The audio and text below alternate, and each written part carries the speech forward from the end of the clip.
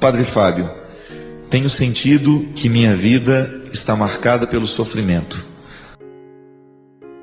Tudo que faço, tudo que vivo, observo que está fortemente marcado pela dor. Como posso me livrar de tudo isso, Padre? Minha filha, primeira coisa que nós precisamos identificar, que há espécies e formas de sofrimento, né? Vamos dar um exemplo. Quando você sofre uma dor, você está com uma pedra no rim, que é uma das piores dores que tem, né? Se você tem uma pedra no rim, você tem um sofrimento concreto, real. É o seu corpo que padece. E aí você corre atrás de todos os recursos da medicina para aliviar aquele órgão que está sofrendo. Aliás, sentir dor tem que ser para nós um motivo para ir ao médico, nunca de tomar um analgésico. Às vezes a gente resolve a dor com analgésico. Isso é, o organismo está mostrando para você que alguma coisa está errada, e é bom que a gente sinta dor, porque a dor é a manifestação daquilo que não está bem. No momento em que a dor é manifestada, nós temos uma espécie de sofrimento. E aí a gente sofre até o momento em que aquela dor é saciada, é sanada. Muitas vezes com medicamento, muitas vezes precisa de uma intervenção cirúrgica. Uma dor muscular, por exemplo, uma massagem vai embora, o sofrimento vai embora. Só que pelo que eu percebo, o seu sofrimento é mais do que isso, né? Ele não se localiza, ele não pode ser radiografado, ele não pode ser detectado no exame de sangue. O que muitas vezes, e aí vem a outra espécie de sofrimento, que é o sofrimento muitas vezes psicológico, o sofrimento espiritual. O que é que alimenta o sofrimento psicológico? O pensamento. A gênese do sofrimento psicológico é aquilo que a gente pensa. Pode observar. Quantas vezes você ficou sofrendo por aquilo que você estava pensando? O pensamento é a fonte de toda dor. Psicológica é. E muitas vezes você tem o pensamento atingindo o seu corpo por causa da força que ele tem.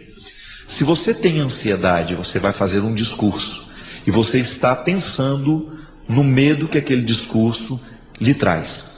E você permite que aquele medo lhe domine. Isso é, você alimentou o pensamento. Eu estou com medo. Você está alimentando o medo através do seu pensamento. Você começa a ter dor de barriga. Não é assim? Você começa a ter dor nas pernas, você começa a ter dor nas costas, porque você vai ficando tenso.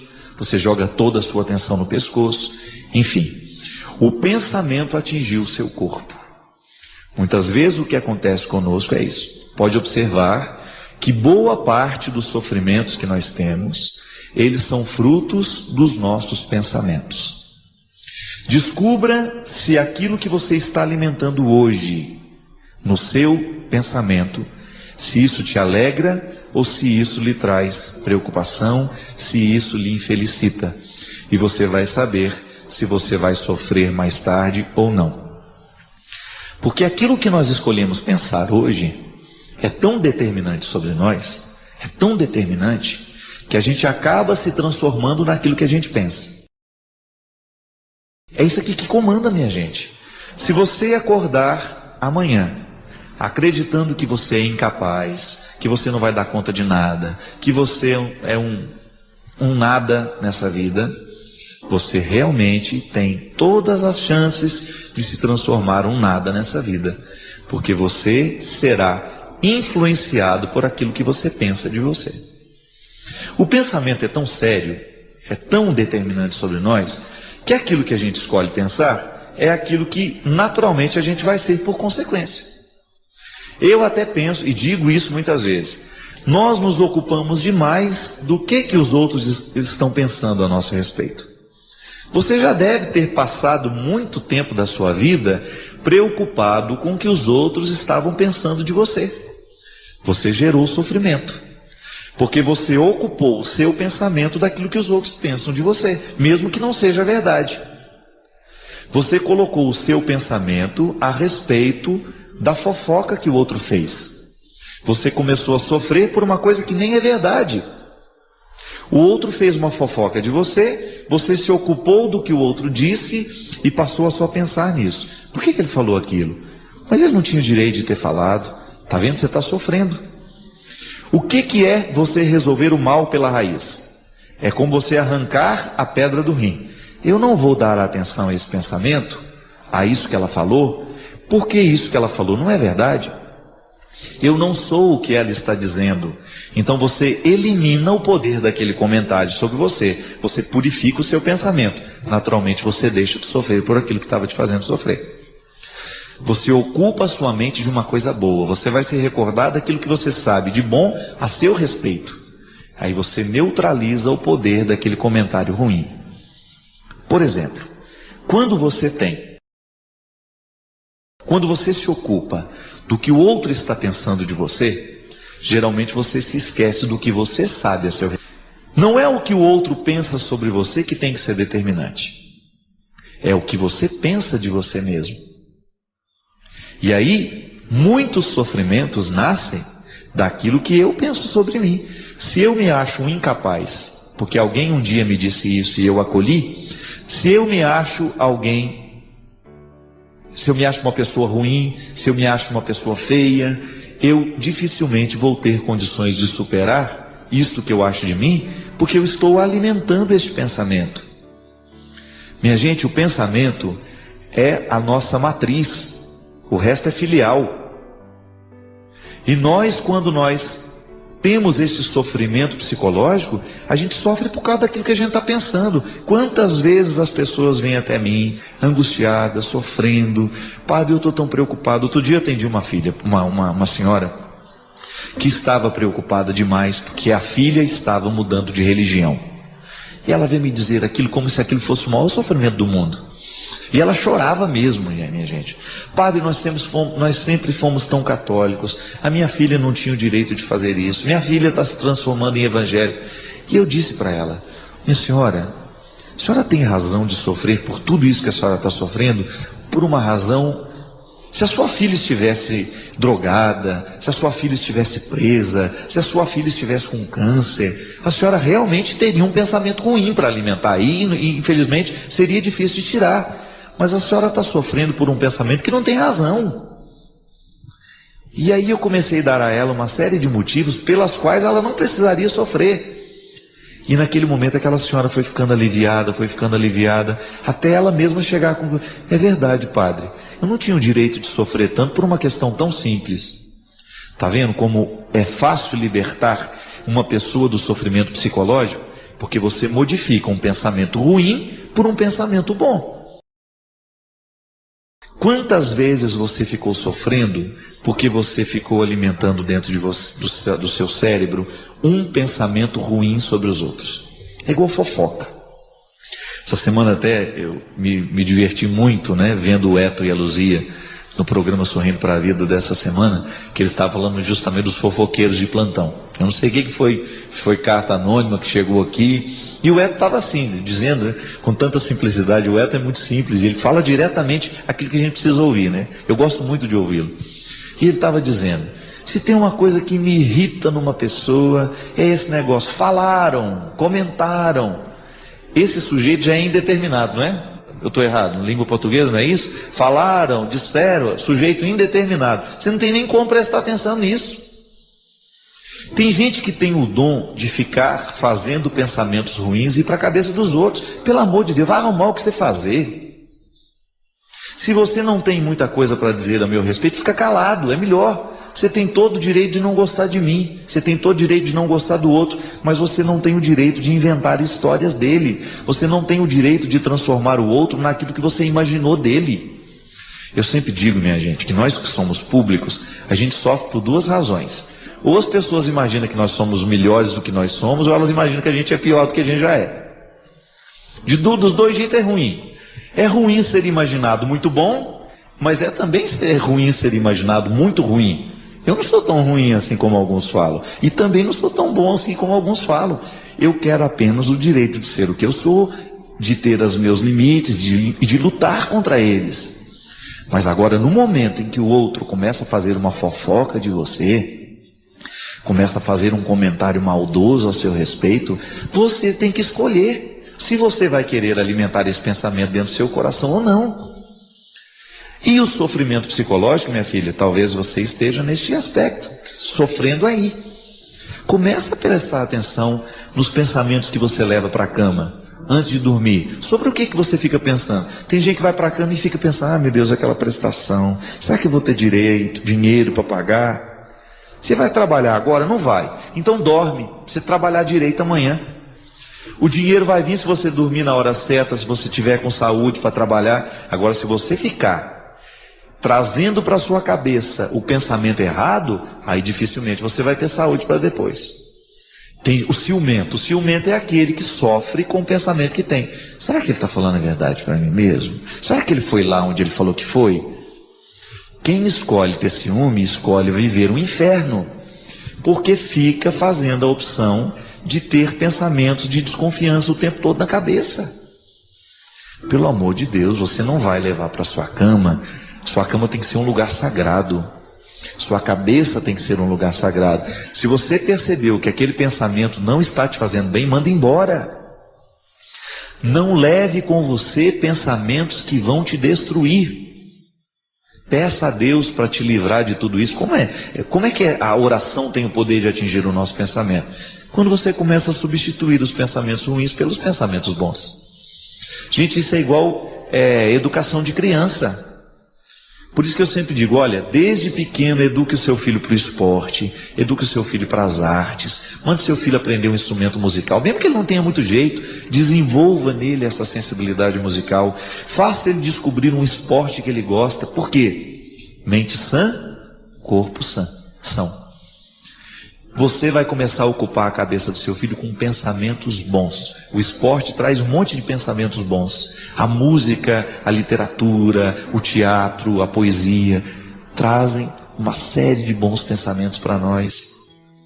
E aí, os pensamentos ruins não vão ter espaço dentro de nós. Você vai fazendo aquela experiência de sofrer menos à medida em que você pensa com mais inteligência. Pode modificar o pensamento ruim de hoje? Modifique logo, para que você não vá dormir sofrendo.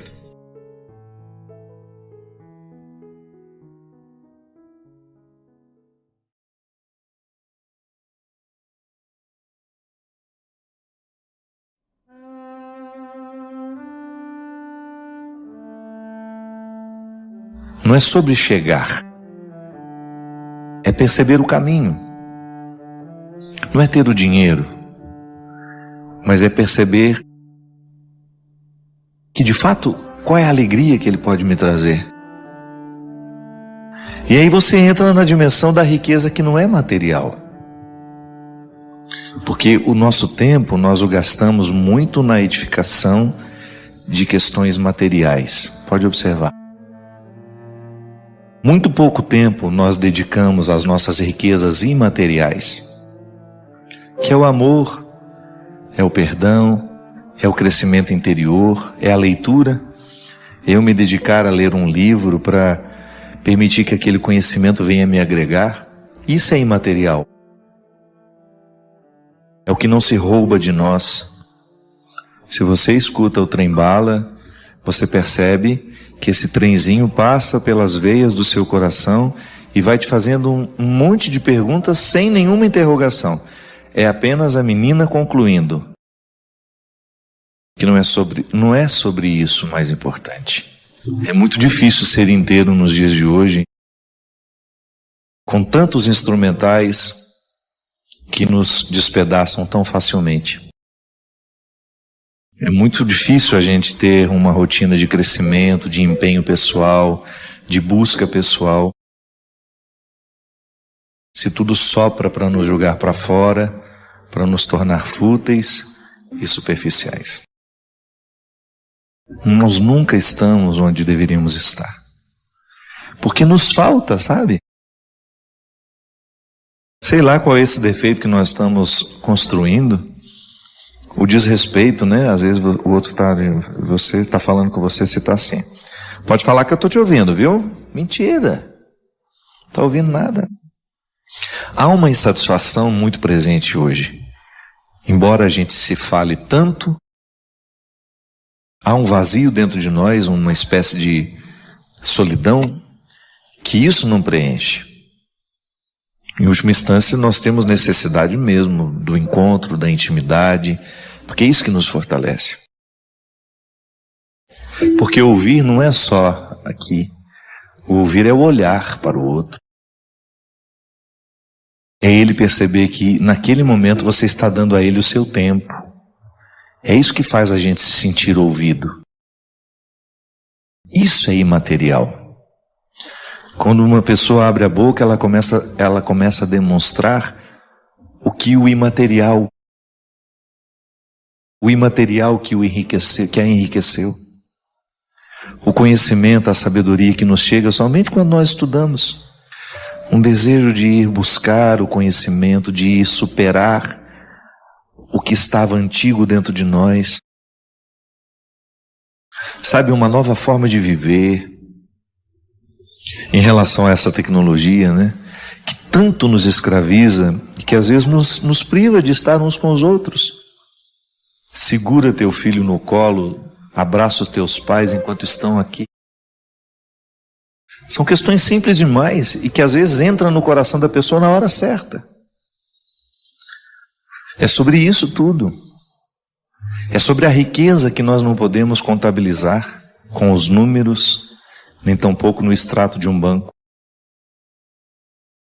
É um investimento que não será contado matematicamente, mas que poderá ser percebido no olhar de quem está perto, no seu olhar, que é essa satisfação de estar aqui, de protagonizar a vida que você protagoniza, de ser quem você é, de amar quem você ama, de fazer o que você faz. É sobre isso.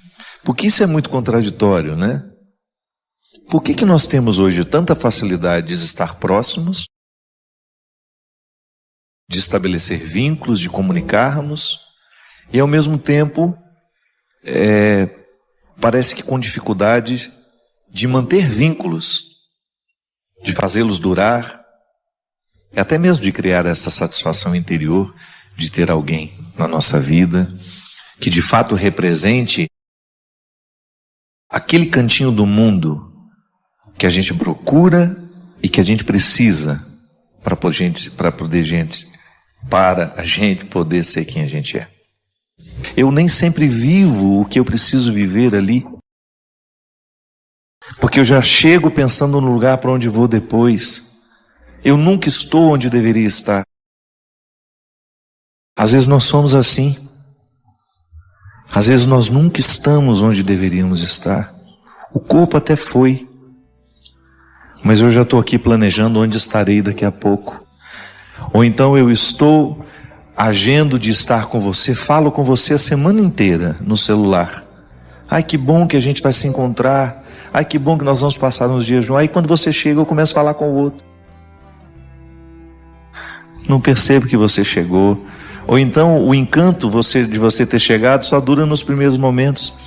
Depois eu já começo a programar encontro com outros. Ai, que bom que semana que vem estaremos juntos.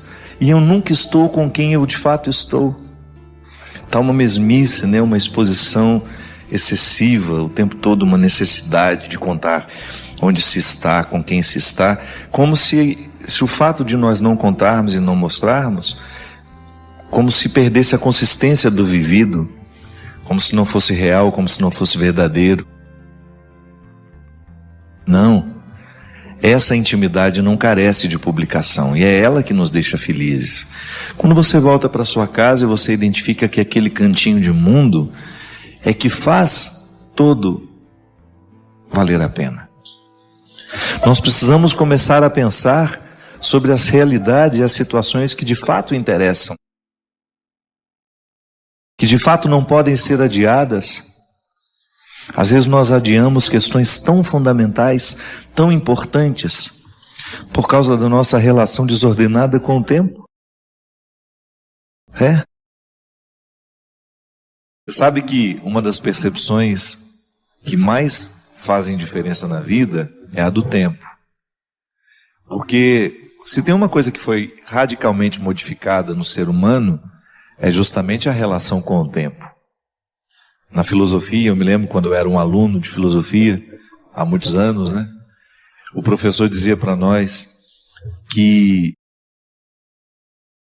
a mudança como nós nos relacionamos com o tempo causou as grandes transformações. A facilidade com que a gente vai, com que a gente volta. E naquela época ele ainda não se referia à facilidade com que a gente se fala. Se tornou ainda muito mais revolucionário. Naquela época nós não tínhamos internet, estavam começando. Nunca imaginávamos que nós iríamos nos falar com tanta facilidade, com tanta rapidez. Não passava pela nossa cabeça essa possibilidade de ficar conectado. Eu sou muito conectado, eu tenho uma vida intensa, posso dizer, com as redes sociais. Eu não deixo de trabalhar por causa disso.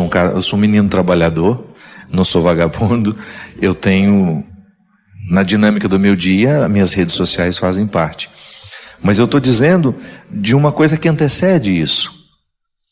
É do perceber como essas realidades, essas situações podem nos privar uns dos outros. E de repente eu perco a percepção do tempo. Essa facilidade, a vida nos colocou assim o tempo todo. Eu mando uma mensagenzinha, eu falo com uma pessoa que está lá nos Estados Unidos antes. Tinha que mandar o quê? Uma carta que levaria um tempão até chegar. Depois um outro tempão até voltar a resposta. Hoje não.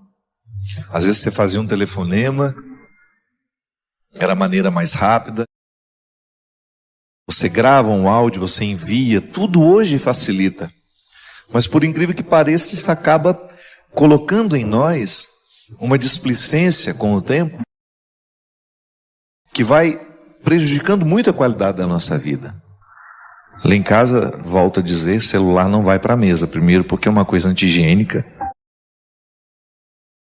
Então é uma regra, porque senão a gente não se encontra. Nada pode ser mais urgente naquela hora do que a sua alimentação. Você se conceder o direito de se alimentar com dignidade. Porque eu tenho isso para mim como regra, sabe? Há situações que se elas não causam uma indisposição em nós vamos até saturar. Então se eu não problematizo a minha relação com essa falta de intimidade, é possível que eu vá ficando cada vez mais devassado, permitindo essa devastação.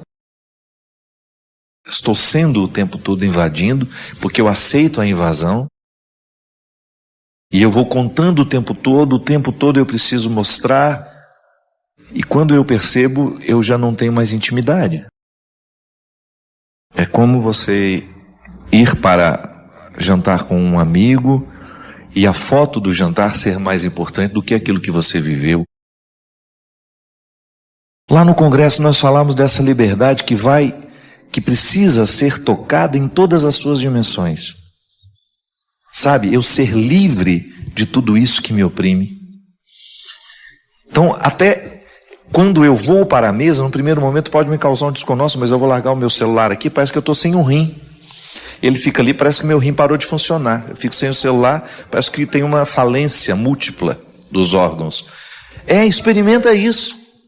Experimenta esse desconforto e você vai ter assunto com o outro. Você vai ter a oportunidade de fato estar com o outro. Da mesma forma como é isso que faz com que a palavra tenha efeito. Quando você percebe que há uma conexão entre aquele que diz e a palavra que está sendo dita. Senão a palavra é vazia, o olhar é vazio, o ouvido é vazio. Essa oportunidade de ouvir para que os nossos desassossegos sejam colocados na pauta da vida. Porque nada pode nos desassossegar mais do que você ouvir uma pessoa refletindo sobre aquilo que está silencioso em você, mas já está lhe incomodando. É muito bom quando o nosso descontentamento encontra a palavra que vem de fora e que corrobora aquilo que você está sentindo, e você coloca o desassossego para ser levado a sério, e aí alguma coisa acontece. Nem sempre nós temos o direito à intimidade. Primeiro porque nós estamos devassados. Se tem uma coisa que acabou com o mundo contemporâneo, nesse mundo de hoje não existe mais privacidade.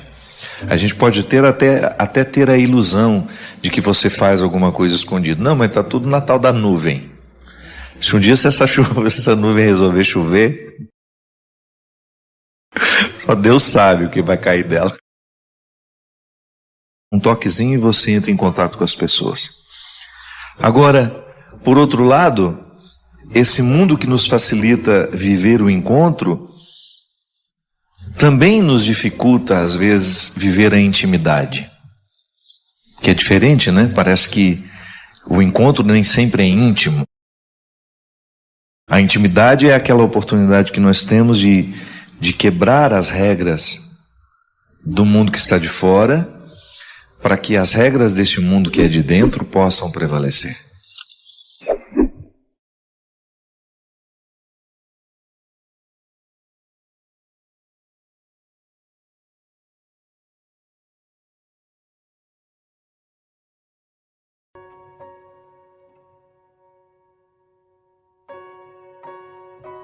O amor humano é assim, gente. É uma arma poderosa que pode edificar, como pode também destruir. É por isso que nos casamentos existem pessoas que vivem experiências maravilhosas de serem edificadas porque se casaram. Se transformaram em pessoas maravilhosas. O outro a fez crescer, o outro a promoveu, o outro a fez encontrar o que ela tinha de mais bonito e não sabia. Mas nós também sabemos que existem muitos relacionamentos, muitos casamentos, muitas amizades, que são fatores de transformação e de destruição para aqueles que vivem. Por quê? Porque o amor não está sendo interpretado com seriedade. O outro está usando do poder que tem, porque eu não sei se existe um poder maior do que esse. Eu não sei se existe uma autoridade mais determinante do que essa, a autoridade afetiva. A autoridade afetiva é uma coisa que precisa ser administrada com muito cuidado. Quando você tem autoridade afetiva sobre o outro, isso é, você é importante para o outro, aquilo que você fala tem muito peso. O seu gesto tem muito peso. A sua opinião tem muito valor. E graças a Deus, por quê? Existe uma autoridade afetiva, que se a gente exerce de um jeito certo, na hora certa, a gente consegue encaminhar o outro para o bem, para o melhor caminho. Por isso que o filho vai fazer questão de obedecer o que o pai propôs, se ele realmente tiver uma autoridade afetiva sobre o filho. O grande problema muitas vezes das nossas famílias é que a gente perdeu a autoridade afetiva. Outro começou a exercer. Como é que a gente mantém a autoridade afetiva? Amando, não tem outro jeito. É à medida que a gente ama o outro, é que o outro vai pensar 2, 3 vezes se vai nos trair ou não. É à medida que a gente percebe que o outro está dando a vida por nós, que a gente vai pensar 2, 3 vezes antes de ofendê-lo, antes de machucá-lo, ou antes de dizer alguma coisa que a gente sabe que vai fazer mal para aquela pessoa. Não é fácil não, eu sei. Mas essa autoridade afetiva, ela nos salva. Ela nos orienta, ela nos encaminha. É você ouvir a palavra certa, da pessoa certa e na hora certa. Quem tem a autoridade afetiva sobre o outro precisa saber que tem essa regra. A hora de dizer, como vai dizer. Porque você sabe que aquilo que você vai dizer vai ter peso. Muitas vezes as pessoas são destruídas porque aquele que tinha a autoridade afetiva, utilizando-se de objetivos pessoais e escusos, né? Querendo tirar vantagem da autoridade que tinha sobre o outro, manipulou. Fez o que quis. Isso é muito perigoso. Volto a dizer, não era para isso que Jesus entrava na vida das pessoas. Jesus entrava na vida das pessoas porque queria transformá-las em pessoas melhores. E essa precisa ser a nossa postura no mundo, minha gente. Nós somos cristãos, vivemos a mesma mística. Se quisermos entrar na vida do outro, a gente tem que ter essa consciência. Eu quero entrar para tornar o outro melhor. Para torná-lo pior? Não. Essa é a mística do diabo, né? O diabo que gosta disso. O diabo é que faz questão de transformar as pessoas em pessoas piores. Mística não, né? Esta é a maldade dele. Não é nosso objetivo. E hoje eu tenho certeza que Deus quer entrar na sua vida. Quer exercer autoridade aí no seu coração, só com esse único objetivo. Fazer você ser uma pessoa melhor. Que você descubra um jeito interessante de ficar mais leve, de jogar fora um pouquinho dos pesos que lhe acorrentam. E se existe alguma autoridade afetiva sendo exercida em você, e se você percebe que essa autoridade está lhe destruindo, tenha coragem de colocar essas cartas na mesa e definir o papel dessas pessoas. Porque se você não cuidar de você, é difícil que outras pessoas possam ajudar a cuidar. Cuidado tem que partir de nós. Hoje lembrando que é dos contrários que muitas coisas nascem. Coisas positivas, não é verdade? Os nossos avessos, sempre gosto de dizer, presta bem no seu defeito, presta bem atenção no seu defeito, para você saber qual é a virtude que dele pode nascer. Que na verdade, nós vamos adquirindo muitos vícios, muitos defeitos ao longo da vida, que se a gente não cuida, a gente nunca vai fazer essa transposição. O defeito é muito natural na vida humana. É muito natural que a gente se perca nos nossos limites. Eu sou limitado, você é limitado, a indigência faz parte da nossa história. É meu estatuto, é seu estatuto sofrer de indigências. Mas quem disse que essas indigências precisam ser definitivas? Aliás, cada vez mais eu compreendo que o processo humano, o verdadeiro amadurecimento humano, é esse distanciamento que a gente vai fazendo do defeito para essa aproximação da virtude. Se a gente não cuida, a gente morre com os defeitos.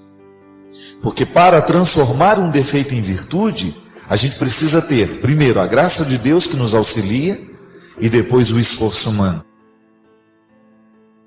Essa luta diária, cotidiana, de você ter coragem de olhar para aquilo que é você, para os seus limites, e você descobrir que você pode fazer essa transposição. E é tão nobre, minha gente.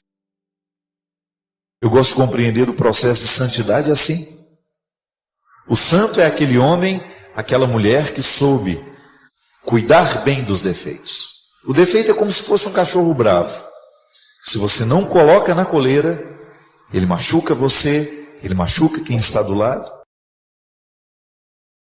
Recorda-se daquela história do monge que dizia: dentro de mim moram dois cães, um bravo e um manso.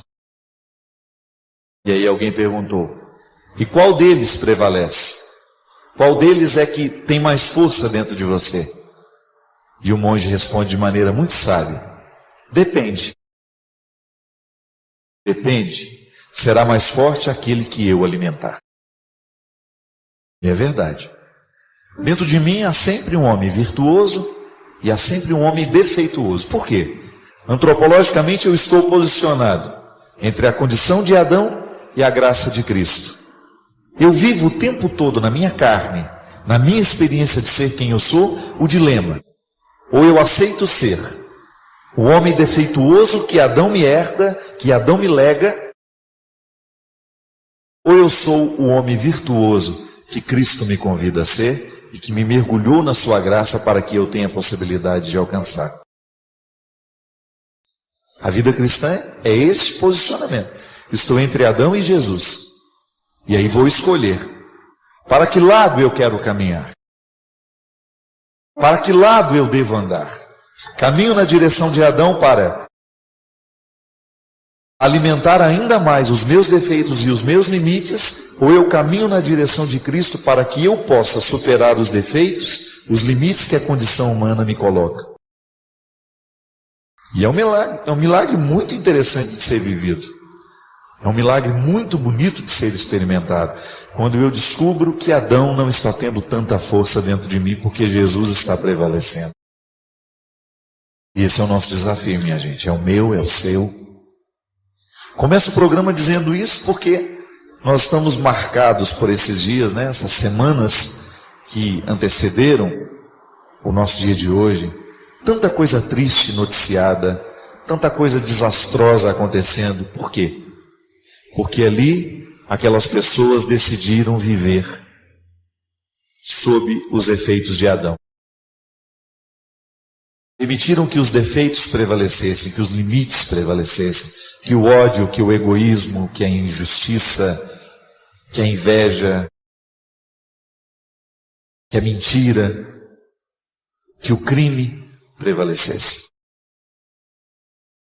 E é meu desafio, é seu desafio, dar esse passo cada vez mais, ir adiante na direção de Jesus, para que a gente possa viver essa transformação e para que a gente tenha esse efeito sobre o nosso coração, sobre a nossa vida.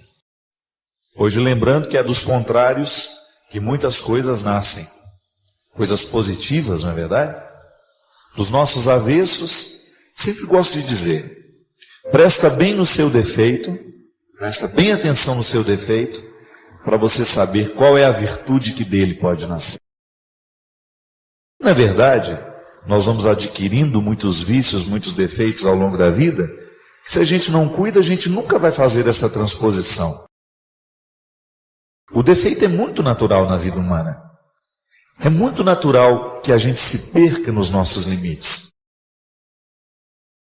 Eu sou limitado, você é limitado, a indigência faz parte da nossa história. É meu estatuto, é seu estatuto sofrer de indigências. Mas quem disse que essas indigências precisam ser definitivas? Aliás, cada vez mais eu compreendo que o processo humano, o verdadeiro amadurecimento humano, é esse distanciamento que a gente vai fazendo do defeito para essa aproximação da virtude. Se a gente não cuida, a gente morre com os defeitos. Porque para transformar um defeito em virtude, a gente precisa ter, primeiro, a graça de Deus que nos auxilia e depois o esforço humano. Essa luta diária, cotidiana, de você ter coragem de olhar para aquilo que é você, para os seus limites, e você descobrir que você pode fazer essa transposição. E é tão nobre, minha gente. Eu gosto de compreender o processo de santidade assim. O santo é aquele homem, aquela mulher que soube cuidar bem dos defeitos. O defeito é como se fosse um cachorro bravo. Se você não coloca na coleira, ele machuca você, ele machuca quem está do lado. Recorda-se daquela história do monge que dizia: dentro de mim moram dois cães, um bravo e um manso. E aí alguém perguntou: e qual deles prevalece? Qual deles é que tem mais força dentro de você? E o monge responde de maneira muito sábia: depende. Depende. Será mais forte aquele que eu alimentar. E é verdade. Dentro de mim há sempre um homem virtuoso e há sempre um homem defeituoso. Por quê? Antropologicamente eu estou posicionado entre a condição de Adão e a graça de Cristo. Eu vivo o tempo todo na minha carne, na minha experiência de ser quem eu sou, o dilema. Ou eu aceito ser o homem defeituoso que Adão me herda, que Adão me lega, ou eu sou o homem virtuoso que Cristo me convida a ser e que me mergulhou na sua graça para que eu tenha a possibilidade de alcançar. A vida cristã é esse posicionamento. Estou entre Adão e Jesus. E aí vou escolher. Para que lado eu quero caminhar? Para que lado eu devo andar? Caminho na direção de Adão para alimentar ainda mais os meus defeitos e os meus limites, ou eu caminho na direção de Cristo para que eu possa superar os defeitos, os limites que a condição humana me coloca? E é um milagre muito interessante de ser vivido. É um milagre muito bonito de ser experimentado. Quando eu descubro que Adão não está tendo tanta força dentro de mim, porque Jesus está prevalecendo. E esse é o nosso desafio, minha gente. É o meu, é o seu. Começo o programa dizendo isso porque nós estamos marcados por esses dias, né? Essas semanas que antecederam o nosso dia de hoje. Tanta coisa triste noticiada, tanta coisa desastrosa acontecendo. Por quê? Porque ali aquelas pessoas decidiram viver sob os efeitos de Adão. Permitiram que os defeitos prevalecessem, que os limites prevalecessem, que o ódio, que o egoísmo, que a injustiça, que a inveja, que a mentira, que o crime prevalecesse. E é meu desafio, é seu desafio, dar esse passo cada vez mais, ir adiante na direção de Jesus, para que a gente possa viver essa transformação e para que a gente tenha esse efeito sobre o nosso coração, sobre a nossa vida.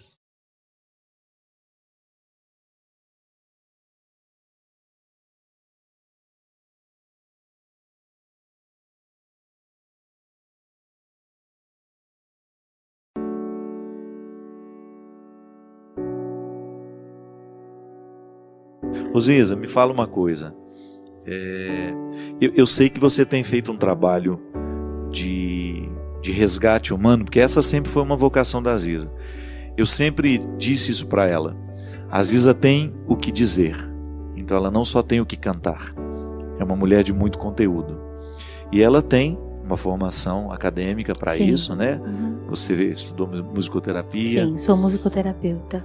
E ela tem feito um trabalho muito bonito pelo Brasil afora, que é de reconstrução de pessoas a partir da música. Sim. A Oficina Viva é isso, não enxergo de outro jeito. Mas é isso mesmo. Porque não é ensinar a cantar somente. Não, é uma desculpa, né? O canto é uma desculpa, só uma bandeirola assim, vem, mas a proposta da Oficina Viva é de um resgate humano, de uma integração da vida da pessoa a partir da arte, através da arte. Muitos perguntam assim, os cursos da Oficina Viva são só para cantores? Não, para todo mundo, para qualquer pessoa que queira viver uma integração de si, através da música, do cinema, da literatura, da poesia. A gente tem vive um processo muito bonito através da oficina. E digamos que eu tenha me identificado e me achei, né? Eu estou assim, um peixe no aquário com força. E você tem a sensação de que você está praticando o evangelho com os seus recursos. Você não está abrindo mão da sua arte, você não está abrindo mão do seu talento para você evangelizar. Você está descobrindo um jeito específico de evangelizar. Um jeito ziziano, né?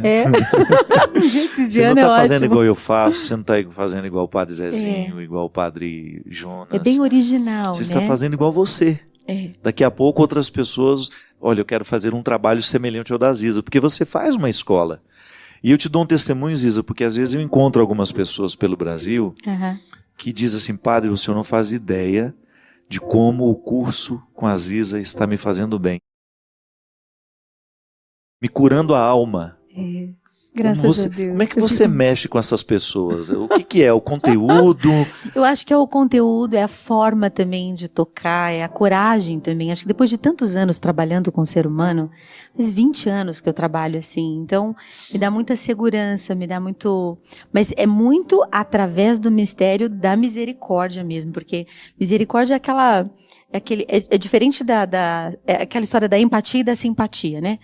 A empatia, eu vivo o meu trabalho através da empatia com misericórdia, que é estar ao lado do outro mesmo para fazer com que ele tenha coragem de trilhar caminhos dentro dele que talvez sozinho ele não conseguiria. E eu só sei levar meus alunos por onde eu passei. E eu precisei passar por muitos livros, por muito filme, por muita literatura, por muita poesia, para entender, para integrar a vida dentro de mim, enfrentar a vida como enfrento hoje. E eu vejo que é um processo de cura e que eu faço um convite. um convite de vivenciar mais as horas de lazer com qualidade. Eu faço um convite a trocar o canal da televisão para que os meus alunos escolham o que vai entrar na alma deles, o que vai ter influência sobre eles, que eles escolham as ferramentas pelas quais eles vão trabalhar a própria alma diante de Deus e diante deles mesmos. Então, artisticamente é natural que se transformem, é natural que cantem melhor, é natural que falem melhor, é natural que dancem, que se escrevam, que se expressem melhor, porque são mexidos com ferramentas sagradas mesmo, né?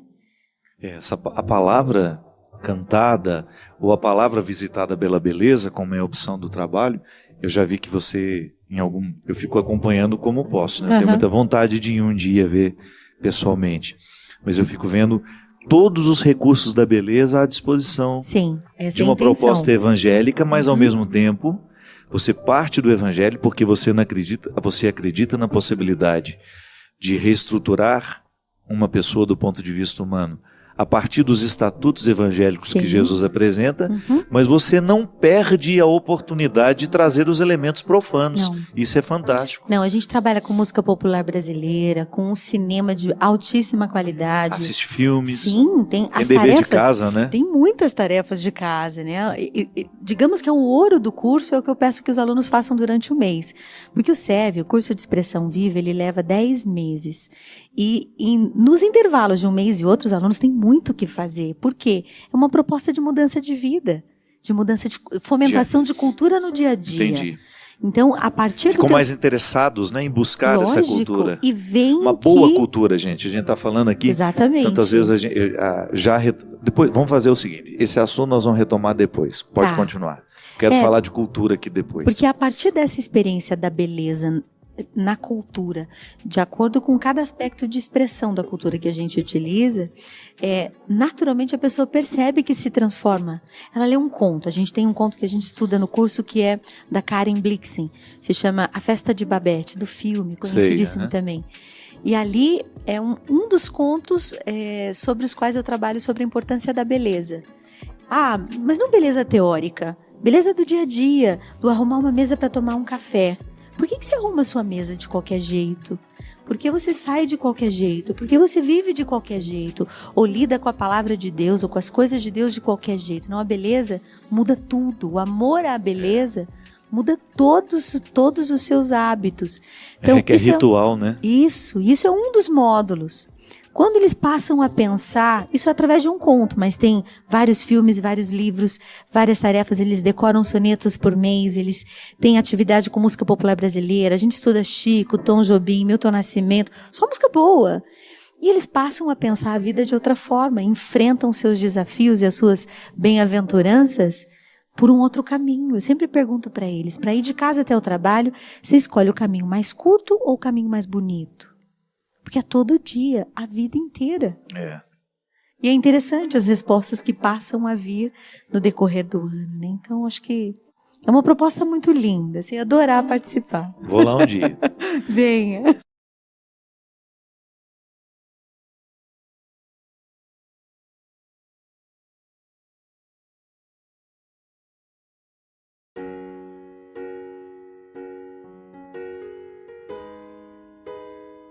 A gente sabe que na nossa vida o desafio constante de se manter sem desistir é bravo, não é brincadeira.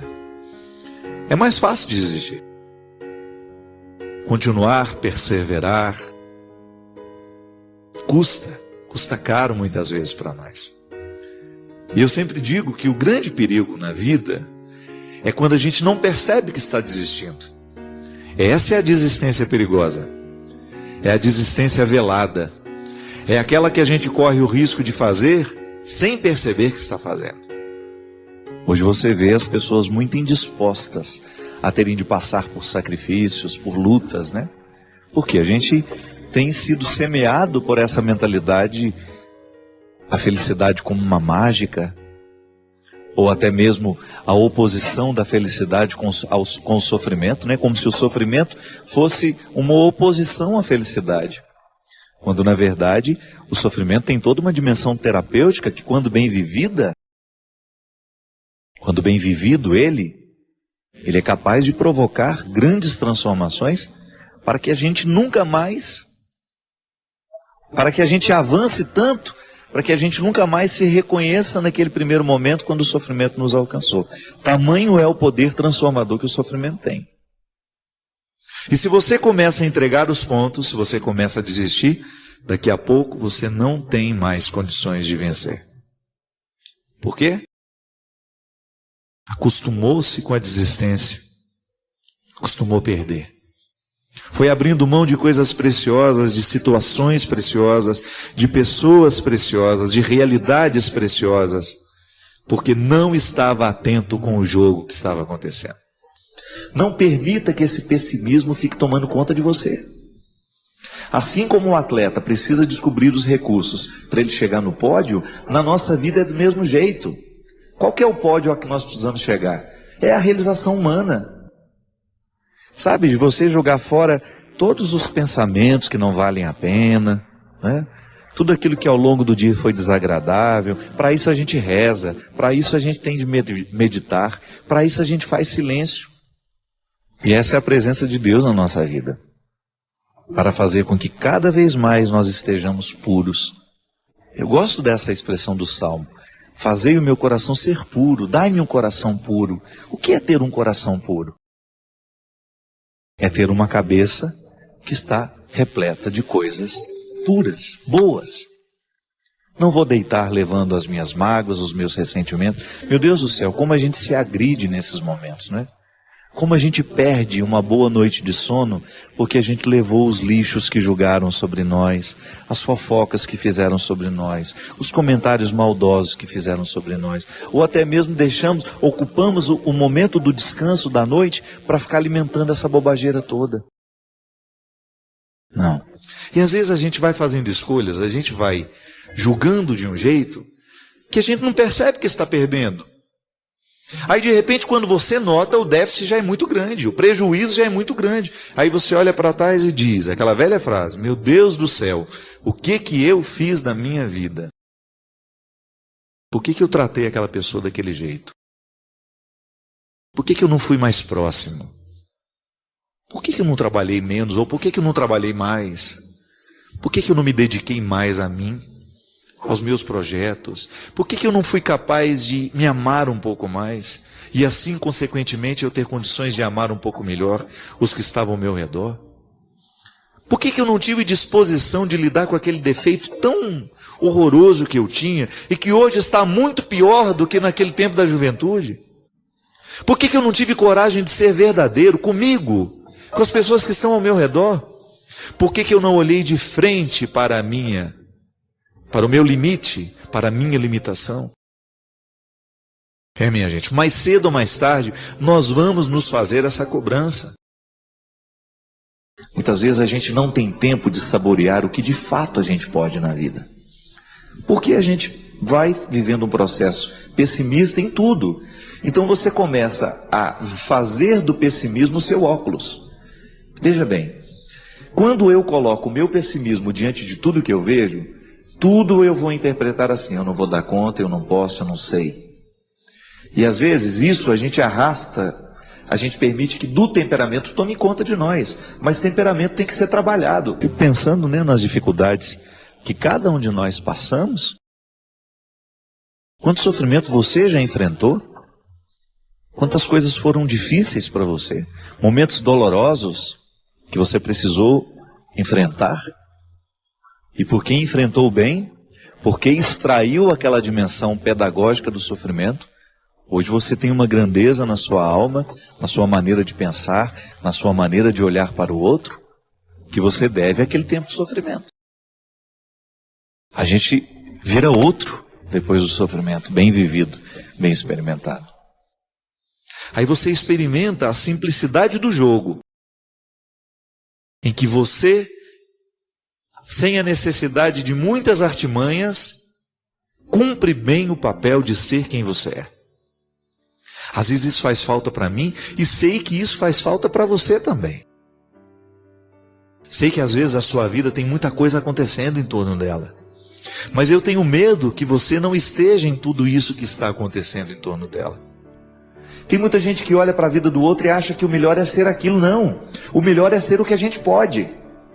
Não adianta nada você querer ficar vendo o outro e querendo ser o outro. Não adianta.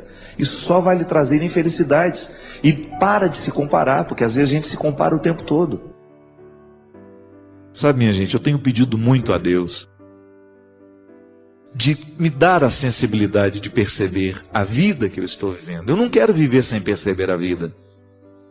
Eu não quero correr o risco de que a pressa dos meus dias venha me retirar a capacidade de saborear cada momento que eu posso viver.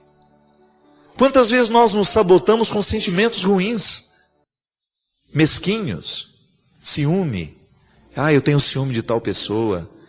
E aí eu começo a alimentar aquela coisa ruim dentro de mim, doentia. E porque é doentio, me adoece. Aí a gente fica amargurado. Por quê? Porque você não alcançou o seu objetivo. E o ciúme mostra para você que você não alcançou aquele objetivo. De ser dono do outro ou de querer o outro para você. Inveja. Quantas vezes nós deixamos de vencer porque nós paramos na inveja que a gente tem do outro? De nada vale eu proclamar que Jesus é vitorioso, que Jesus está ressuscitado, se eu não buscar a minha parcela de ressurreição a cada dia, a cada instante.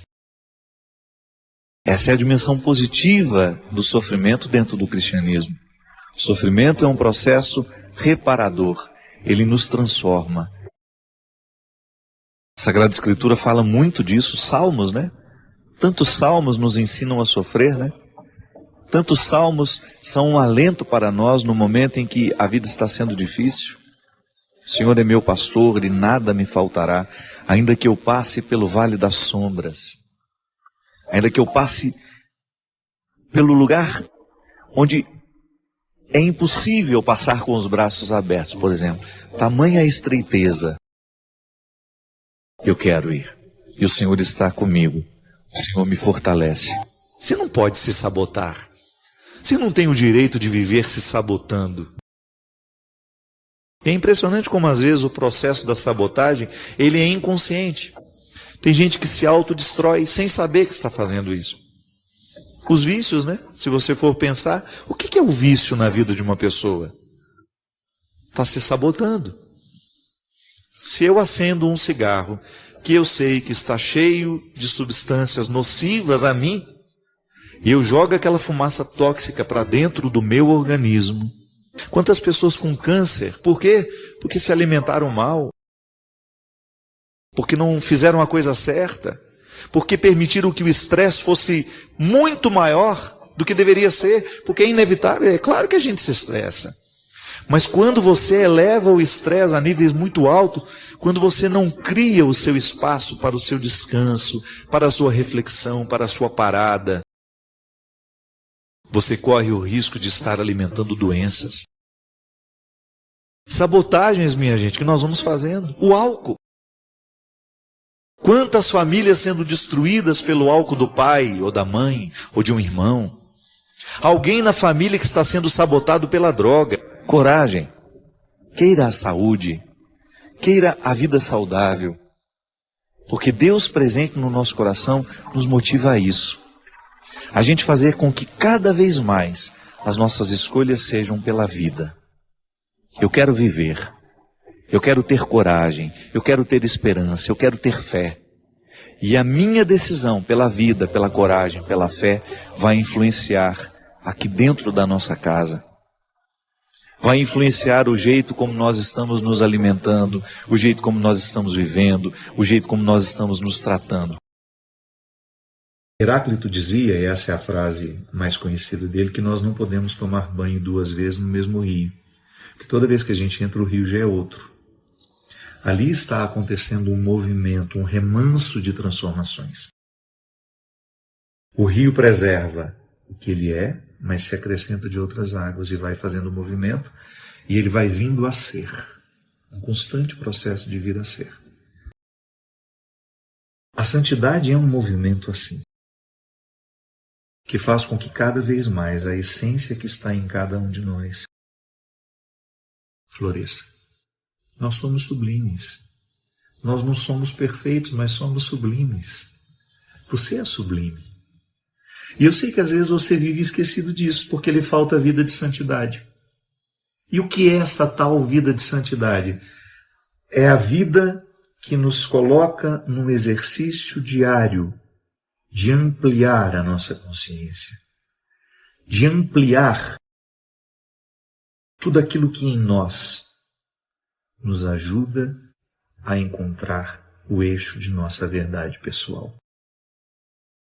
Na hipocrisia, eu não recruto a minha verdade porque eu fico tentando ser o que eu não sou. Fico tentando parecer, ter um remanso que não é o meu, ser um rio que não sou eu. É preciso estar em si. A vida de santidade, que não é uma vida de perfeição, é uma vida de busca, de cultivo, para que a gente não fique vitimados por aquilo que nos retira da santidade. Vida de santidade não é vida de perfeição, mas é vida de busca pela verdade. Hoje eu sei quem eu sou, eu sei os defeitos que eu tenho, mas preciso saber ainda mais. Que quanto mais eu tomo posse dos meus defeitos, quanto mais você toma posse dos seus defeitos, maior será a sua capacidade de lidar com você. É impressionante, onde existe alguém querendo ser melhor, onde existe alguém querendo livrar-se daquilo que é miserável, que lhe puxa para baixo, todo um contexto, toda uma ambiência é favorecida. No seu ambiente de trabalho, por exemplo, se cada uma daquelas pessoas que compõem aquele ambiente decide ser cooperativo, ser cooperativa, deixar de lado a fofoca, deixar de lado o preconceito, o ambiente de trabalho fica ótimo, fica muito melhor. E ali existe uma busca. Mas as pessoas estão sendo perfeitas? Não. Elas continuam errando. Só que elas erram menos porque elas estão mais conscientes dos erros que já cometeram na vida. Como é que eu identifico que a santidade está acontecendo em mim? Quando eu percebo que não sou tão vítima mais daquilo que antes me fazia cair. Então, se eu tenho a tendência à fofoca, toda vez que a minha língua coça para falar, eu posso até começar, mas de repente, meu Deus, não é isso que eu estou querendo para mim. Toda vez que eu exponho a vida de alguém, toda vez que eu falo mal de alguém, eu estou me expondo muito mais do que estou expondo aquela pessoa. O que me agrega como ser humano falar mal de alguém? Isso é vida de santidade. Quando você continua tendo a tendência de falar mal dos outros, mas você escolhe não falar. Está vendo? Você não está perfeito, mas você está atento às suas imperfeições. Para que elas não prevaleçam, para que elas não fiquem muito maiores do que você, para que você não fique minada na sua incapacidade de decidir pelo melhor. Sabe, minha gente, o mais triste de viver na imperfeição, ser vítima dela, é porque a gente pouco experimenta a satisfação de ser quem somos. Que não se engane, aquela pessoa que não tem nenhum escrúpulo, nenhuma vontade de ser melhor, não faz nenhum esforço para superar aquilo que nela é precário, não se iluda.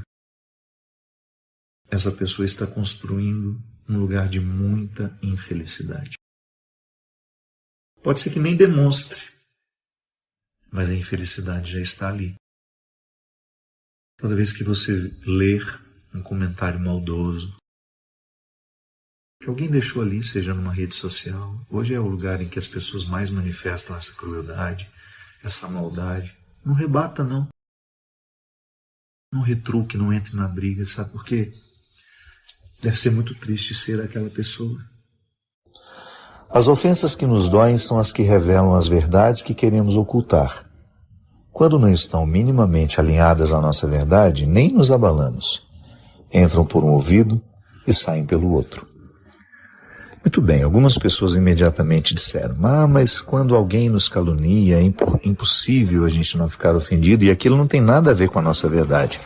Claro, mas aí veja bem, Eu não disse as calúnias que nos doem. Eu nos disse as ofensas.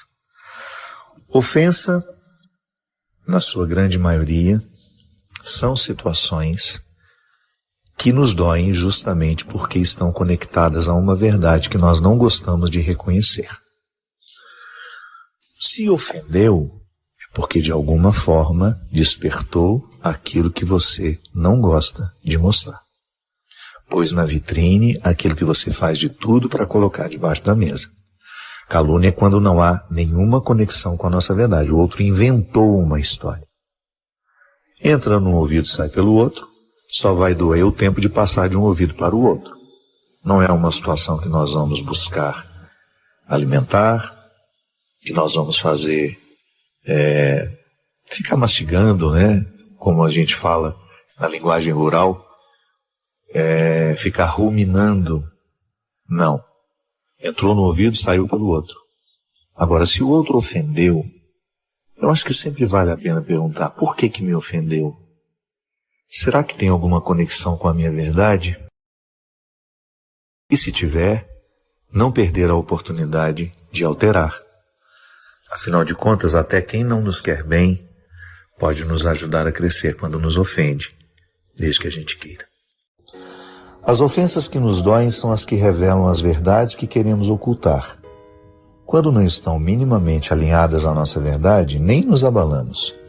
Entram por um ouvido e saem pelo outro.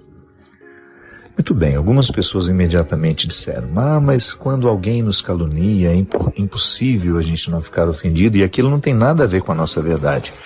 Claro, mas aí veja bem, eu não disse as calúnias que nos doem, eu nos disse as ofensas.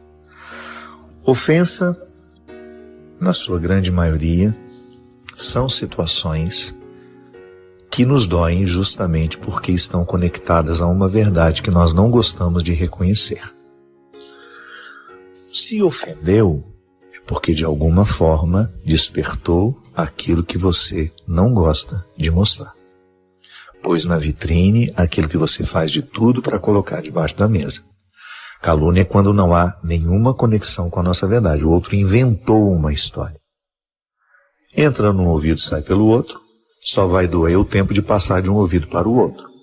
Não é uma situação que nós vamos buscar alimentar, que nós vamos fazer ficar mastigando, né? Como a gente fala na linguagem rural, ficar ruminando. Não. Entrou no ouvido, saiu pelo outro. Agora, se o outro ofendeu, eu acho que sempre vale a pena perguntar, por que me ofendeu?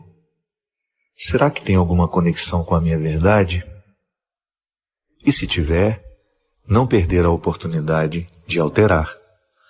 Afinal de contas, até quem não nos quer bem pode nos ajudar a crescer quando nos ofende, desde que a gente queira.